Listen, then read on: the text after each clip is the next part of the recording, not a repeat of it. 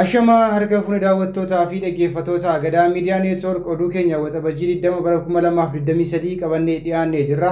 Hangafoota oduutiin eegalla. Haleellaa faannoon kiiramuutti namoonni 8 yoo ajjeefaman 13 ammoo madaa'an. Ajjeechaan waraana bilxiginnaan ilmaan Oromoo irratti raawwatu akkaan jabaatee itti fufe. Hidhaan kutaalee Oromiyaa iddoo garaa garaa keessatti hammaachuun dhaga'ame. Wallagga lixaa jaarsootti waraanni bilxiginnaa dargaggoo tokko ajjeesuun dhaga'ame. Dhaabbanni nyaataa addunyaa baatii dhufurraa kaasee gargaarsa nyaataa Itoophiyaa keessatti godhu jalqabuuf karoorfachuu beeksise. Sadarkaa addunyaatti uummanni humnaan qe'ee isaan irraa buqqa'an miliyoona 110 ga'uu Yuunaayitid Neeshin beeksise. Kunneen hangafoota oduu turanii amma bal'ina oduutti dabarraa. Oduu wajjin ana Maanu'eel Laggaati. Haleellaa faannoon kiiramuutti bananiin namoonni 8 yoo ajjeefaman 13 ammoo madaa'an. Humni finxaaleyyii Amaaraa faannoo jedhamu naannoo Amaaraatii ka'uun daangaa ce'ee godina Wallagga Bahaa aanaa kiiramuu ganda Wastiitti gaafa waxabajjii 16 bara 2023 haleellaa baneen namoota 8 yoo ajjeesu namoota 13 ol ammoo madeessuun ibsame.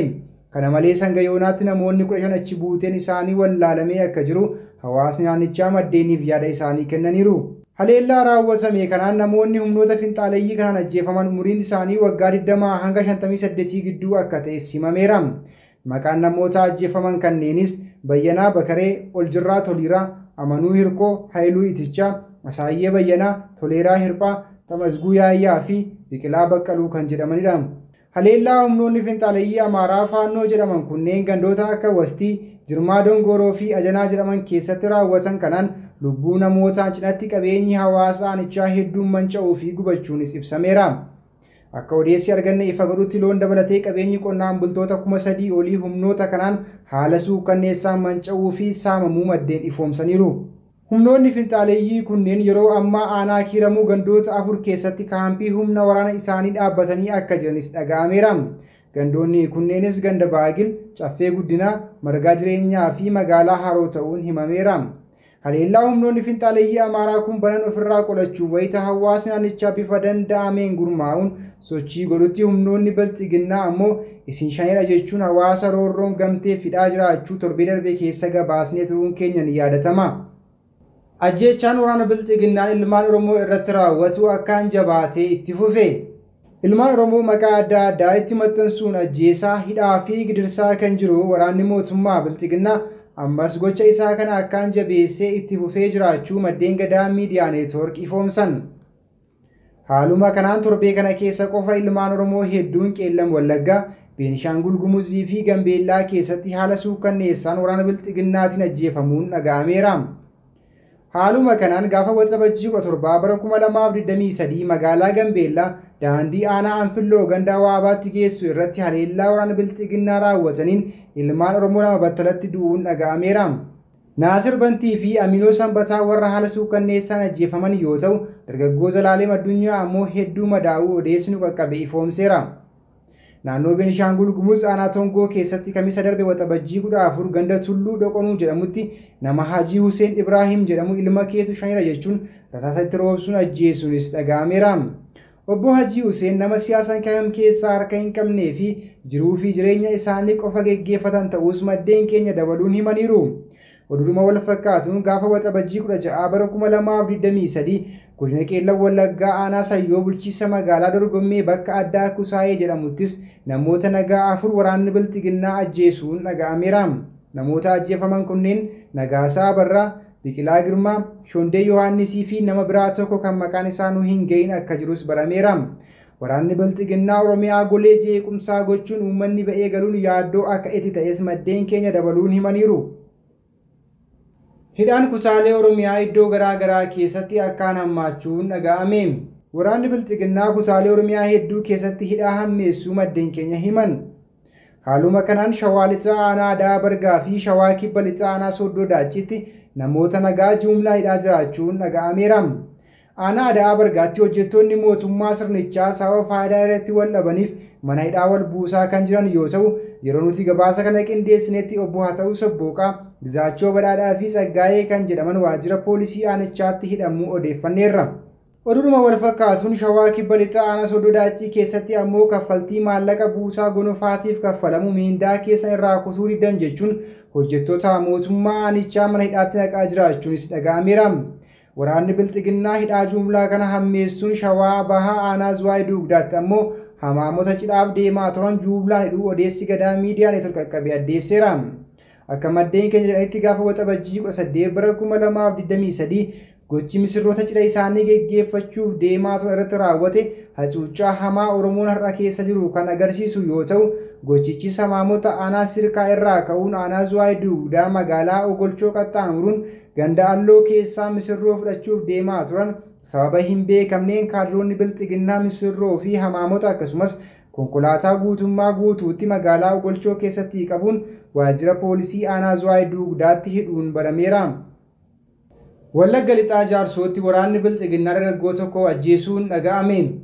Godina Wallagga Lixaa aanaa Jaarsoo magaalaa Gabaa Dafinootti waxabajjii 17 bara 2023 waraanni mootummaa paartii Bilxiginnaa dargaggoo Taaddalee Mangistuu Bantii jedhamu dirree kubbaa miilaa keessa osoo inni taa'uu qabuun baajaajii keessa galchuun achi keessaa buusuun rasaasa 4 rukutanii uummanni gara mana yaalaa Jaarsootti yoo geessu achirraa gara hospitaala Najjootti akka geeffamu ta'e. Achirraas gara Finfinnee akka deemu jedhamee osoo gara Finfinnee geeffamaa jiru lubbuun isaa darbuu maddeen himan. Ji'a darbe keessa achuma aanaa Jaarsootti waraanni Bilxiginnaa namoota nagaa 5 ajjeesuu gabaasuun keenya ni yaadatama. Dhaabbanni nyaataa addunyaa baatii dhufurraa kaasee gargaarsa Itoophiyaa keessatti godhuu jalqabuuf akka jiru beeksise. Gargaaraa Daayirektaraa kutaa imaammataa dagaagina dhaabbata sagantaa nyaataa addunyaa kan taate Vaalerii Gaarniyerii Rooyitersiif akka himtetti sagantaan nyaataa addunyaa gargaarsa nyaataa Itoophiyaa irraa addaan kutee ture baatii adoolessaa dhufurraa eegalee deebisee eegaluuf karoorfachuu ibseera. Yeroo namoota gargaaraman adda baafnee fayyadamtoota guutummaatti to'annoo sagantaa nyaataa addunyaa jala ta'an mirkaneessinu hatattamaan kan jalqabnu ta'a jechuu ishee miidiyaan kun gabaaseera. Gabaasni kun akka agarsiisutti sagantaan nyaataa addunyaa biyyootaa fi michoota keenya waliin ta'uun haala keessa jiru irratti hojjechuun erga namoota gargaaraman adda baafnee booda gara mataa keenyaan gara hojiitti ni bobbaanaa jedheera. Qorattoonni sagantaa nyaataa addunyaa adeemsa hordoffii dhaabbilee gargaarsaa keessattuu Tigraay keessatti hanqinaalee gurguddoo ta'aa turan adda baafachuu isaanii kan himte gargaaraa daayirektarittiin itti dabaluun qaamoleen dhimmi ilaallatu irra deebii garii argachuun keenya walakkeessa baatii adoolessaa irraa eegalee buqqaatota kaampii Tigraay keessatti qubatanii raabsa nyaataa akka jalqabnu ni gargaaraa jetteetti. Gargaarsi nyaataa sagantaan nyaataa addunyaa dhiyeessaa ture faayidaa hin malleef oolaa jira jedhamee addaan cituu soorata daa'immanii fi haadholiirra dhiibbaan akka hin geessisne gabaasni kun ibseera. Sagantaan nyaataa addunyaas ta'e dhaabbanni gargaarsa Ameerikaa USAID'n sababa hannaan dhiyeessii nyaataa Itoophiyaa addaan kutanii turaniif qaamota hanna kanaan fayyadaman ifaan hin ibsine. Gargaaraan daayirektaraa kutaa imaammataa dhaabbata nyaataa addunyaa kan taate Vaalerii Gaarniyerii waa'ee qaamota hannaa kana raawwatan odeeffannoo akka hin qabnee fi bu'aa qorannoo kanaa eegamaa akka jiru himteetti.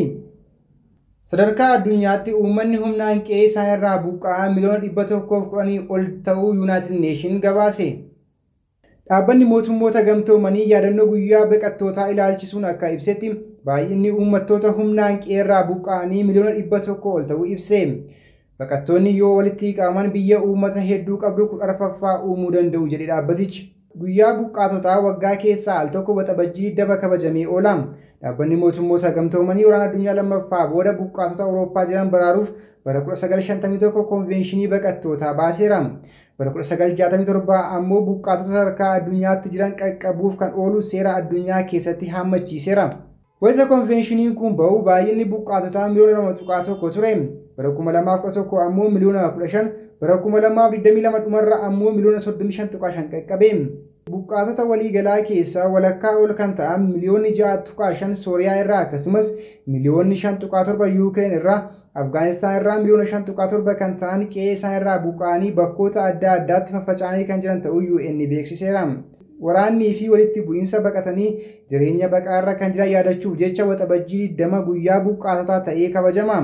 Bara kanas guyyaan buqqaatotaa wayitaa kabajamu keessumaa waraana Yuukireenii fi Sudaan sababeeffachuun kan buqqa'an yaadachuun akka kabajamu UN hubachiiseera. Addunyaa irraa biyyoonni akka Turkii, Iraanii fi Yordaanos buqqaatotaaf dahoo kennuudhaan dursaa jiru. Sadarkaa addunyaatti qe'ee irraa buqqa'anii deeggarsa namoomaa kan barbaadan dhibbeentaan 76 kan ta'an biyyoota galii xiqqaa fi giddu galeessaa qabanitti baqatanii kan jiranii fi dhibbeentaan 70 kan ta'an ammoo biyyoota ollaatti baqatanii kan jiran ta'uu UN ibsee jira. Oromiyaa keessatti sababa waraanaatiin qe'ee isaanirraa buqqa'anii kan jiran miliyoona tokkotti kan siqan ta'uu dhaabbanni mootummoota gamtoomanii ammaan dura ibsee turuunsaan yaadatama. Egaan kabajamtoota daawwattootaa fi dhaggeeffattoota Gadaa Miidiyaa Neetwork oduu fi odeeffannoo dabalatee qophiilee Gadaa Miidiyaa Neetwork kanneen biroo karaa toora YouTube keenyaa Gadaa Miidiyaa Neetwork like, subscribe gochuun maatii taatanii hordofuu hin dagatinaa jecha oduun guyyaa har'aaf qabadhee dhiyaadhe kana fakkaata ture. Ana wajjin sa'aatii oduutti walitti deebina. Hangasituu qophiilee Gadaa Miidiyaa Neetwork kanneen hafee wajjin turtii gaarii.